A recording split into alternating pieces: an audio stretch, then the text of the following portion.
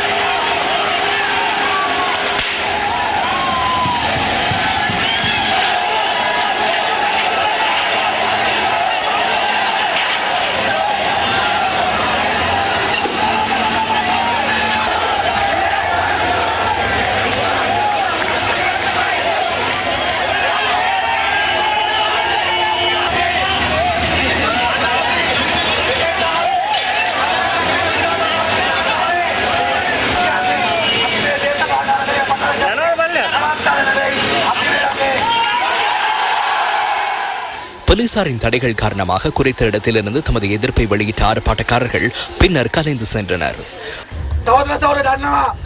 உலக பொருளாதார நெருக்கடி காரணமாக இலங்கையில் கட்டுநாயக்க, கொழும்பு, பியகம, குருநாகல், கண்டி போன்ற அனைத்து பகுதிகளிலும் தொழிற்சாலைகள் மூடப்பட்டன. அதன் காரணமாக சுமார் 3 லட்சம் தொழிலாளர்கள் தொழில்களை இழந்தனர். இதனை நாம் கூறவில்லை, அரசாங்கத்தின் புள்ளி விபரங்கள் கூறுகின்றன. எனவே இந்த 3 லட்சம் இளைஞர் யுவதிகளுக்கு அரசாங்கம் என்ன செய்துள்ளது என்றே கேட்கின்றோம்.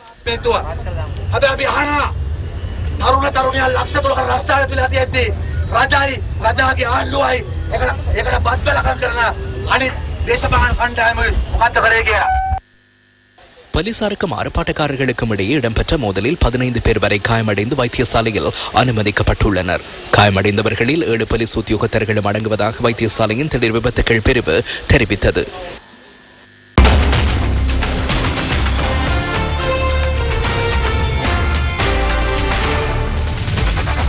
வரவு செலவு திட்டத்தின் 2ஆம் வாசிப்பு மீதான வாக்கெடுப்பு 91 மேலதிக வாக்குகளால் நிறைவேற்றப்பட்டது. வரவு செலவு திட்டத்துக்கு ஆதரவாக 151 வாக்குகளும் எதிராக 60 வாக்குகளும் அளிக்கப்பட்டன. பாராளுமன்ற உறுப்பினர்களின் பேரில் வாக்கெடுப்பை நடத்துமாறு எதிர்க்கட்சியின் பிரதம கொறடா ஜான் அமரதுங்க வேண்டியுள்ளார். அதன்படி வாக்கெடுப்பு நடைபெற்றதுடன் 1 வார காலம் பார்லிமெண்ட் அமர்வுகளில் கலந்து கொள்வதற்கு தடை விதிக்கப்பட்டுள்ள பிரதி அமைச்சர் சரண குணவர்தன இன்று சமூகம் அளித்திருக்கவில்லை. வரவு செலவு திட்ட குழுநிலை விவாதம் நாளை ஆரம்பமாக உள்ளதுடன் 3ஆம் வாசிப்பு மீதான விவாதம் டிசம்பர் மாதம் 21ஆம் தேதி நடைபெற உள்ளது.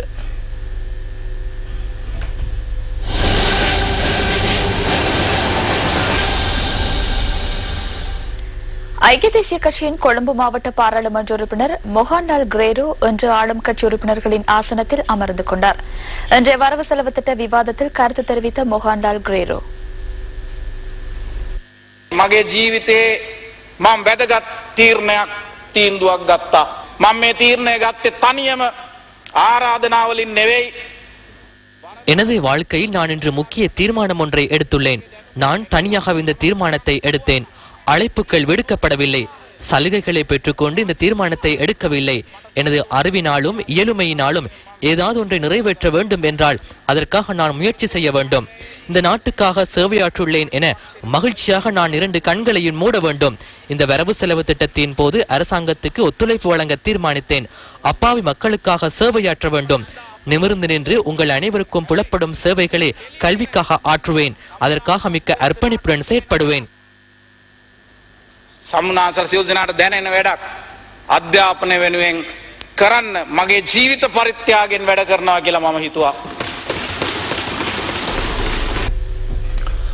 ஐக்கிய தேசிய கட்சியினூடாக அரசியலில் பிரவேசித்த மொஹான்லால் கிரேரு கடந்த பல தேர்தல்களில் மக்கள் ஆணையை பெற்று வெற்றி பெற்றார். கொழும்பு ராயல் கல்லூரியிலும் ஆனந்தா கல்லூரியிலும் கல்வி பயின்ற மொஹான்லால் கிரேரு மொரட்டுவ பல்கலைக்கழகத்தின் பட்டதாரி ஆவார். பௌதிகவியல் ஆசிரியராக மாணவர்கள் மத்தியில் அதிகளவில் பிரபல்யம் அடைந்த அவர் நாட்டில் கல்வித்துறையில் அதிகளவில் பேசப்பட்டார். ஐக்கிய தேசிய கட்சி மூலம் செயற்பாட்டு அரசியலில் பிரவேசித்த மொஹான்லால் கிரேரு 2009ஆம் ஆண்டு மேல் மாகாண சபை தேர்தலில் 59,056 வாக்குகளை பெற்று வெற்றி பெற்றார். கடந்த பொதுத் தேர்தலில் கொழும்பு மாவட்டத்தில் போட்டியிட்ட அவர் விருப்பு வாக்கு பட்டியலில் 3ஆம் இடத்தை பெற்றார். அவர் பொதுத் தேர்தலில் 68,008 வாக்குகளை பெற்றுக் கொண்டார். மக்கள் ஆணையை அதிகளவில் வென்ற மொஹான்லால் கிரேரு ரத்னலான தொகுதி அமைப்பாளராகவும் செயற்பட்டார். தெஹிவல கல்கிஸ்ஸ மாநகர சபையின் மேயர் பதவி தொடர்பான பிரச்சனையில் கடந்த உள்ளூராட்சி மன்ற தேர்தலின் போது அவர் கட்சியை விட்டு செல்ல தயாரானார். பின்னர் அவர் தனது தீர்மானத்தை சத்தப்பிற் போட்டார். எனினும் இந்த மொஹான்லால் கிரேரு அரசாங்கத்திற்கு ஆதரவு தெரிவித்துள்ளார். விரக்தி காரணமாக தெஹிவல கல்கிஸ்ஸ மாநகர சபையில் ஐக்கிய தேசிய கட்சியை விட்டு சென்ற முதலாவது நபர் மொஹான்லால் கிரேரு அல்ல. ஐக்கிய தேசிய கட்சியின் தெஹிவல கல்கிஸ்ஸ மேயராக செயற்பட்ட தனசிறி அமரதுங்கவும் இதற்கு முன்னர் கட்சியை விட்டு சென்றிருந்தார். கட்சிக்காக தாம் ஆற்றிய சேவைக்கு எவ்வித மதிப்பும் வழங்காமையினாலேயே தாம் கட்சியை விட்டு செல்வதாக அவர் குறிப்பிட்டிருந்தார். மக்களால் நிராகரிக்கப்பட்டவர்களுக்கு செயற்குழுவில் அங்கத்துவம் வழங்கியதன் மூலம் ஐக்கிய தேசிய கட்சியின் மக்கள் மனங்களை வெற்றி கொள்ளும் திட்டத்தை வெற்றி கொள்ள முடியாதென அந்த கட்சியின் சிரேஷ்ட செயற்பாட்டாளர்கள் சுட்டிக்காட்டுகின்றனர். தோல்வியுற்றவர்கள் கட்சியின் உயர் மட்டத்திலான தீர்மானங்களை மேற்கொள்ளும் போது வெற்றி பெற்றவர்கள் மற்றும் வாக்காளர்கள் மத்தியில் விரக்தி ஏற்படுவதை தவிர்க்க முடியாது என்றும் அவர்கள் குறிப்பிடுகின்றனர்.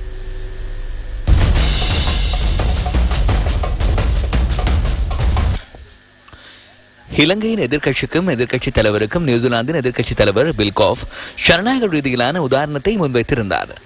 அந்த நாட்டு எதிர்க்கட்சியின் 2 பிரதான கட்சிகளில் ஒன்றான தொழில் கட்சி தலைமைத்துவ பொறுப்பில் இருந்து விலகிக் கொண்டதாக அவர் குறிப்பிட்டிருந்தார். கடந்த சனிக்கிழமை அந்த நாட்டில் இடம்பெற்ற பொதுத் தேர்தலில் எதிர்க்கட்சியில் அங்கம் வகிக்கும் தொழிற்கட்சி கடும் பின்னடைவை கண்டதுடன் அவர்களால் 27 விதமான வாக்குகளையே பெற முடிந்தது. இதற்கு முன்னதாக பிரித்தானிய பொதுத் தேர்தலில் தோல்வியுற்றதை அடுத்து பிரதமர் கோர்டன் பிரவுன் தோல்விக்கான பொறுப்பினை ஏற்று தொழிற்கட்சியின் தலைமைத்துவத்தில் இருந்து விலகிக் கொண்டார். அதேபோன்று ஆஸ்திரேலிய முன்னாள் பிரதமர் கெவின் ரட் தனது தலைமைத்துவத்தின் கீழ் கட்சி அடைந்த தோல்வியை அடுத்து பதவி விலகினார். எனினும் ஐக்கிய தேசிய கட்சியின் உயர்மட்ட முடிவுகளையும் தீர்மானங்களையும் மேற்கொள்ளும் செயற்குழுவில் அங்கத்துவம் வகிக்கின்ற பெரும்பாலானோர் மக்களால் நிராகரிக்கப்பட்டவர்கள் என அக்கட்சியின் முன்னாள் புதிய அமைச்சர் MD பிரேமரத்ன சுட்டிக்காட்டுகிறார்.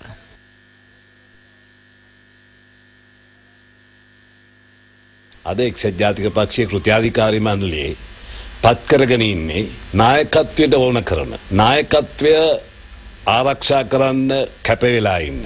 தலைமைத்துவத்துக்கு தேவையான தலைமைத்துவத்தை பாதுகாப்பதற்காக பங்காற்றும் தலைமைத்துவ பதவியை உறுதி செய்வதற்காக முன்னிற்கும் அவரின் உறவினர்களும் நண்பர்களுமே இந்த ஐக்கிய தேசிய கட்சி செயற்குழுவில் நியமிக்கப்பட்டுள்ளனர். மக்கள் செல்வாக்கற்ற மக்களின் எண்ண கருத்துக்களை அறியாத குழுவினரே இன்று செயற்குழுவில் உள்ளனர். அவர்கள் தலைமைத்துவத்துக்கு ஏற்றவாறு கையை உயர்த்துகின்றனர். இந்த நிலை மாற வேண்டும் என்பதே கட்சி ஆதரவாளர்களின் எதிர்பார்ப்பாகும். டிசம்பர் மாதத்துக்கு முன்னதாக இந்த அபிலாஷை நிறைவேறாவிட்டால் கட்சி மேலும் வீழ்ச்சியுறும். இது நாட்டில் வலுவான எதிர்க்கட்சி ஒன்று இருக்க வேண்டிய காலகட்டமாகும். அதனை கட்டியெழுப்புவதற்குள்ள முக்கிய இடமாக செயற்குழு விளங்குகிறது. எனவே தயவு செய்து இறைவனின் நாமத்தால் மனசாட்சிக்கு விரோதமின்றி செயற்படுமாறு நாம் அனைவரும் செயற்குழுவினரிடம் கேட்டுக்கொள்கிறோம். இந்த தலைமைத்துவத்துடன் வெற்றி பாதையை நோக்கி பயணிக்க முடியுமா என்பது குறித்து வீட்டில் தனியாக சிந்தியுங்கள். මේ නායකත්වයත් සමග මේ පක්ෂයේ ජයග්‍රහණය සඳහා යන්න පුළුවන්ද කියලා තනියම ගෙදර ඉඳගෙන හිතන්න.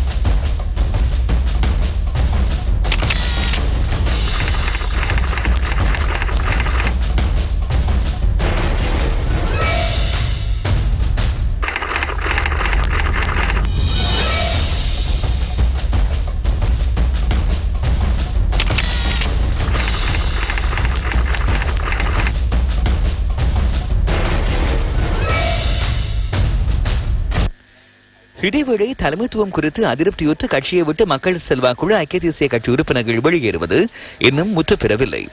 இதற்கு சிறந்த சாதனை பாராளுமன்றத்தில் இன்று அவதானிக்க முடிந்தது. මට මතකයි නායකතුමා බැනපු වෙලාවක මම කලකිරලා ඉන්නකොට තලතා අතුකෝරලා கட்சி தலைவர் என்னை திட்டி தீர்த்ததன் பின்னர் நான் கவலையுடன் இருந்த வேளையில் தனதா அத்துக்குரல அவரது சகோதரனாக என்னை நினைத்து அறிவுரை கூறியமை எனக்கு நன்றாக